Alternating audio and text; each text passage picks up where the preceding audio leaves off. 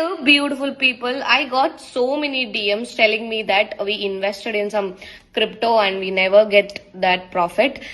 So I'm mentioning a page here named Saket Jaswal.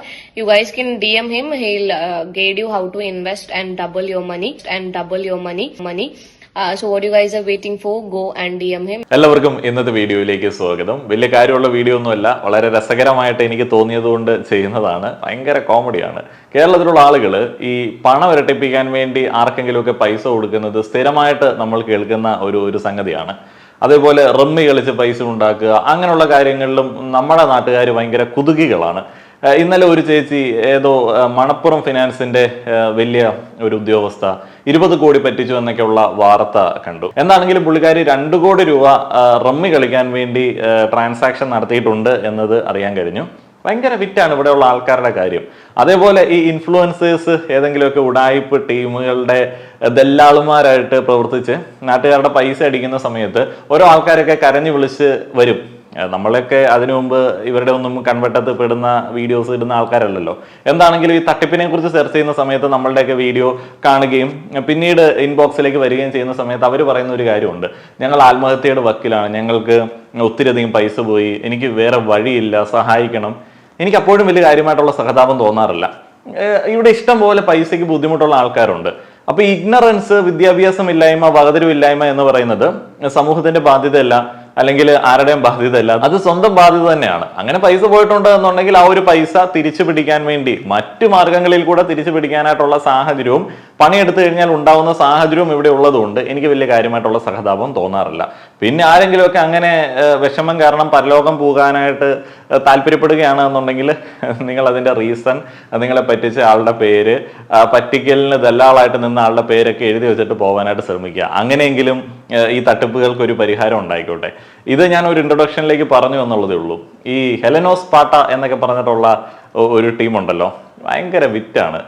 കഴിഞ്ഞ കുറേ നാളുകളായിട്ട് പുള്ളിക്കാരിക്ക് സാമൂഹ്യ പ്രതിബദ്ധത ഇങ്ങനെ മൂത്ത് നിൽക്കുകയാണ്. അവർ ഭയങ്കര പവർഫുൾ ആയിട്ടുള്ള ആൾക്കാരാണല്ലോ. അവർ ഇൻഫ്ലുവൻസേഴ്സ് കമ്മ്യൂണിറ്റിയാണ്, കേരളത്തിലെ ഇൻഫ്ലുവൻസേഴ്സ് കമ്മ്യൂണിറ്റിയാണ്. അപ്പം നിങ്ങളുടെയൊക്കെ ഒരു 150 രൂപ ആരെങ്കിലും ഒക്കെ അടിച്ചുകൊണ്ട് പോയിട്ടുണ്ടെങ്കിൽ ഇവരോട് പറഞ്ഞാൽ മതി. അപ്പോൾ ഇവരിൽ ഒരു 5-6 ആൾക്കാർ ഇങ്ങനെ രംഗപ്രവേശനം ചെയ്യും. അപ്പോൾ അവർ വന്നിട്ട് 4 വാർഡിൽ നിന്നും വീഡിയോ ഇടും. അങ്ങനെ നിങ്ങളുടെ 150 രൂപ കിട്ടത്തുമില്ല. പക്ഷെ അവരുടെ ഉദ്ദേശം എന്ന് പറയുന്നത് നിങ്ങളുടെ 150 രൂപ ആരാണോ അടിച്ചു മാറ്റിയത് അയാൾ വല്ല പ്രമുഖനായിട്ടുള്ള വ്യക്തിയാണെന്നുണ്ടെങ്കിൽ അദ്ദേഹത്തിന്റെ പുറകെ നടന്ന് നാട്ടുകാർക്ക് ഇട്ടുകൊടുത്ത് പൈസ ഉണ്ടാക്കുക എന്നുള്ളതാണ്. എന്നാൽ ഈ കമ്മ്യൂണിറ്റിയുടെ മുകളിലുള്ള ആൾക്കാർ ചെയ്യുന്ന തട്ടിപ്പുകളോ അതൊന്നും പുറലോകം കാണത്തില്ല. അതൊക്കെ മുക്കാൻ വേണ്ടിയാണെന്ന് തോന്നുന്നു ഈ കമ്മ്യൂണിറ്റിയൊക്കെ. അല്ല എന്നുണ്ടെങ്കിൽ ഭീകരമായിട്ടുള്ള തട്ടിപ്പുകൾ സ്ഥിരമായിട്ട് നടത്തുന്ന, വലിയ സാമ്പത്തിക തട്ടിപ്പുകൾ സ്ഥിരമായിട്ട് നടത്തുന്ന ഇൻഫ്ലുവൻസേഴ്സ് ഇവരുടെ കമ്മ്യൂണിറ്റിയിലുള്ള ആളുകൾക്കെതിരെ എന്തുകൊണ്ട് ഇവരൊന്നും മിണ്ടുന്നില്ല? ഇവർ മിണ്ടത്തില്ല. എനിക്ക് തോന്നുന്നത് ഈ തട്ടിപ്പുകൾ മറയ്ക്കാൻ വേണ്ടി ഇവർ ഉണ്ടാക്കിയിരിക്കുന്ന ഒരു സംഘമാണ് ഇത് എന്നുള്ളതാണ്. ഈ ഹെലനോസ് പാട്ടയുടെ കാര്യം ഞാൻ പറഞ്ഞ എന്നാന്ന് വെച്ച് കഴിഞ്ഞാൽ, ഈ പുള്ളിക്കാരി ഭയങ്കര ടീമാണ്. എന്ന് വെച്ച് കഴിഞ്ഞാൽ കേരളത്തിലുള്ള ഒരുമാതിരിപ്പെട്ട എല്ലാ സാമൂഹ്യ പ്രശ്നങ്ങളെ കുറിച്ചിട്ടും നിയമവ്യവസ്ഥയുടെ ഇഷ്യൂസിനെ കുറിച്ചും പുള്ളിക്കാരിക്ക് അറിയാം. ഈ കഴിഞ്ഞ ദിവസം ഒരു വീഡിയോ ഉണ്ടായിരുന്നല്ലോ, എന്താണ്, അയ്യോ കണ്ണ് നിറഞ്ഞു പോയി, എന്തായിരുന്നത്, പോലീസിന് അനാസ്ഥ. പുള്ളിക്കാരി മറ്റേ സോഷ്യൽ മീഡിയ വഴി സൈബർ അറ്റാക്കോ ഡിഫമേഷനോ അങ്ങാണ്ട് ഫേസ് ചെയ്ത സമയത്ത് പോലീസിന് പരാതി കൊടുത്തു. അവർ ഇടപെടുന്നില്ല, പോലീസ് എന്ത് കഴിവില്ലാത്തവരാണ് എന്നൊക്കെയുള്ളതാണ് പുള്ളിയുടെ വീഡിയോയുടെ ഉദ്ദേശം. അതേപോലെ തന്നെ പോലീസ് വളരെ കഴിവട്ടവരാണെന്ന് എനിക്ക് തോന്നിയത് ഈ പുള്ളിക്കാരി ഇടപെട്ട് സ്ഥിരമായിട്ട് നടത്തുന്ന ഒരു തട്ടിപ്പിന്റെ നേരെ അവർ കണ്ണടയ്ക്കുന്നത് കൊണ്ടാണ്. കാരണം കേരളത്തിൽ ഏറ്റവും കൂടുതൽ ഈ ഓൺലൈൻ വഴി പണം ഇരട്ടിപ്പുകാർ പൈസ അടിച്ചുകൊണ്ട് പോകുന്ന ഒരു സാഹചര്യമുണ്ട്. പോലീസ് എല്ലാ കേസും എടുക്കാറുണ്ട്. എടുക്കുന്ന സമയത്ത് ഈ പണം ഇരട്ടിപ്പുകാർക്ക് ദല്ലാളുമാരായി പ്രവർത്തിച്ച ഈ ഹെലനോസ് പാട്ടയെ പോലുള്ള ആളുകളെ പിടിക്കാറില്ല. അവരെ പിടിച്ച് ചോദ്യം ചെയ്യണം. കാരണം ഇത്രയധികം ആളുകൾക്ക് മനസ്സിലായ ഒരു സാഹചര്യത്തിലും വീണ്ടും ഈ ഒരു തട്ടിപ്പ് നടത്തുന്നുണ്ട് എന്നുണ്ടെങ്കിൽ, ഒരു മടിയുമില്ലാതെ ഈ ഒരു തട്ടിപ്പ് നടത്താനായിട്ട് ശ്രമിക്കുന്നുണ്ട് എന്നുണ്ടെങ്കിൽ ഇവർക്ക് അതിനകത്ത് എന്തെങ്കിലും ഭാഗം ഉണ്ടായിരിക്കുന്നേ. വലിയ റവന്യൂ ഉണ്ടാവും. അല്ലെങ്കിൽ ഇവരാരെങ്കിലും ഈ റിസ്ക് എടുക്കുമോ? ചെറിയ വരുമാനത്തിനാണ് എന്നുണ്ടെങ്കിൽ ഇവർ ഈ ഒരു പ്രൊമോഷൻ എടുക്കുമോ? ഇഷ്ടം പോലെ പ്രൊമോഷൻസ് ഇവിടെ അവൈലബിൾ ആണ്. ഞാനൊക്കെ സ്ഥിരമായിട്ട് പ്രൊമോഷൻ ചെയ്യുന്ന ആളാണ്, നിങ്ങൾക്കറിയാം.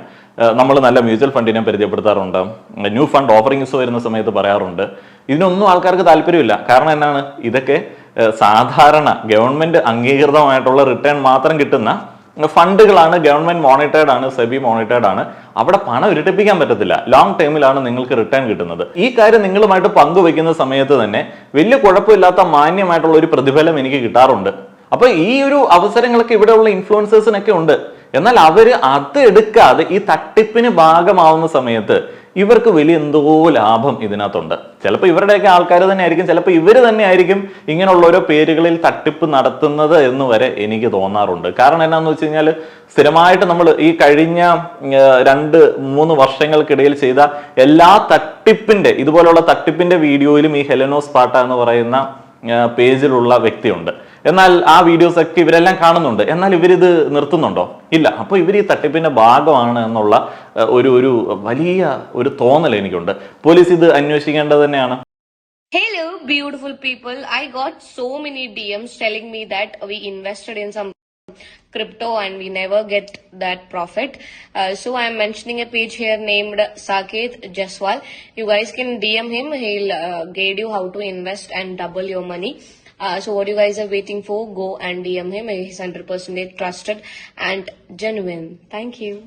അമല ഷാജി എന്ന ഇൻഫ്ലുവൻസർ, ഇതുപോലൊരു സ്കാമിന്റെ ഭാഗമായ അമല ഷാജി എന്ന ഇൻഫ്ലുവൻസർക്കെതിരെ കേരളത്തിൽ നിന്നും തമിഴ്നാട്ടിൽ നിന്നും ശക്തമായിട്ടുള്ള പ്രതിഷേധങ്ങൾ വന്ന സമയത്ത് ഇവരെല്ലാവരും അമല ഷാജിക്കെതിരെ വീഡിയോ ചെയ്യുന്നതിനകത്ത് മുന്നിലുണ്ടായിരുന്നു.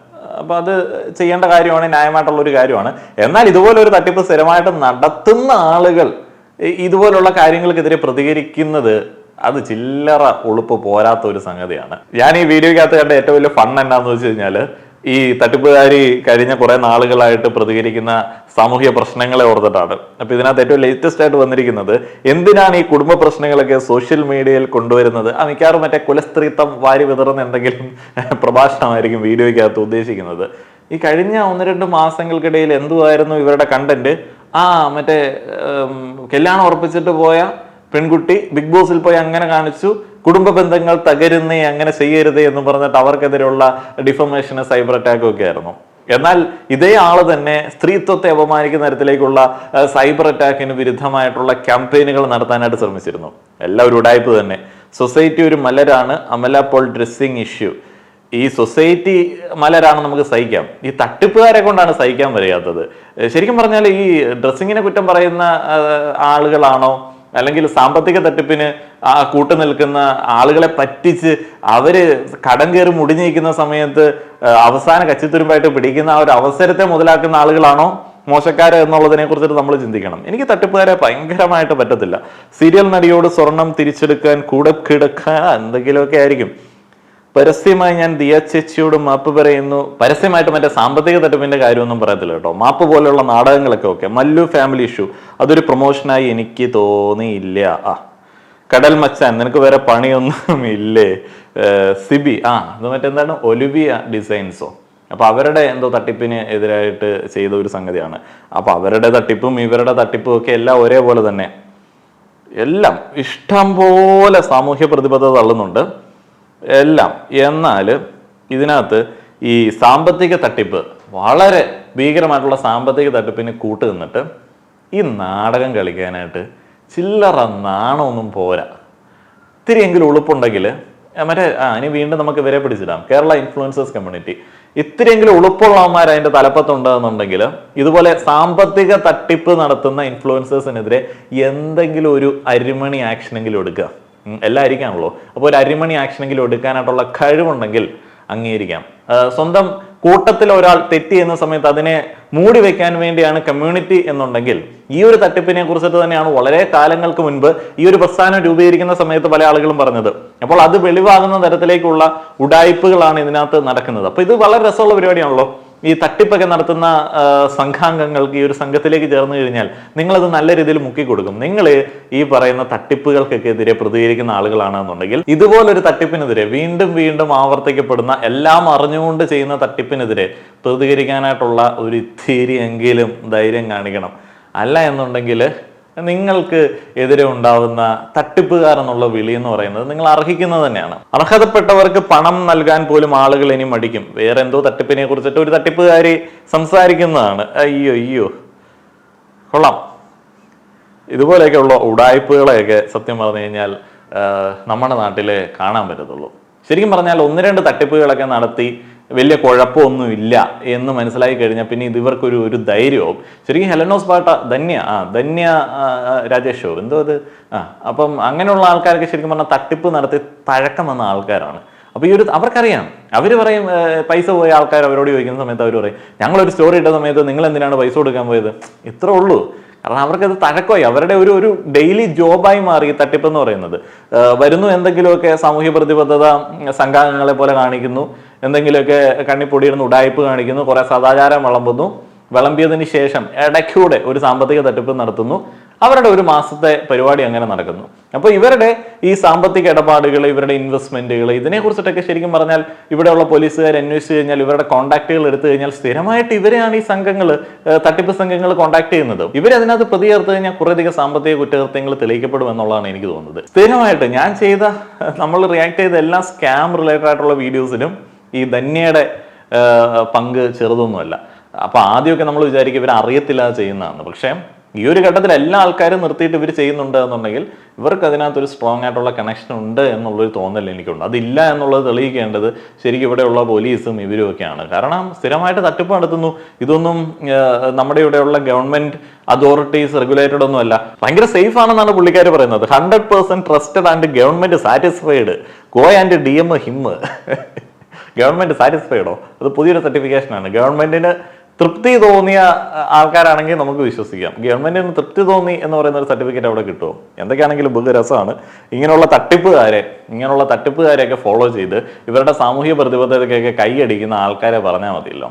ഇപ്പൊ സാമൂഹ്യ പ്രതിബദ്ധത ഇങ്ങനെ വാരി വിതറിക്കൊണ്ടിരിക്കുന്ന ഒരു സമയമാണ്. അപ്പൊ ഇങ്ങനെയുള്ള കാര്യങ്ങളൊക്കെ ശ്രദ്ധിക്കുക.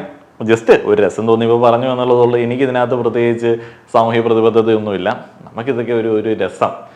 ഈ ഓവറായിട്ട് ഈ സദാചാരം ഇങ്ങോട്ട് വിളമ്പുന്ന ആൾക്കാരെ കാണുമ്പോൾ തന്നെ നമുക്കറിയാം തട്ടിപ്പുകാരാണെന്ന്. ഏതായാലും കൊള്ളാം, നല്ല ഒരു വരുമാന മാർഗം, നന്നായി വരും, നല്ല രസമുണ്ട്. നന്ദി.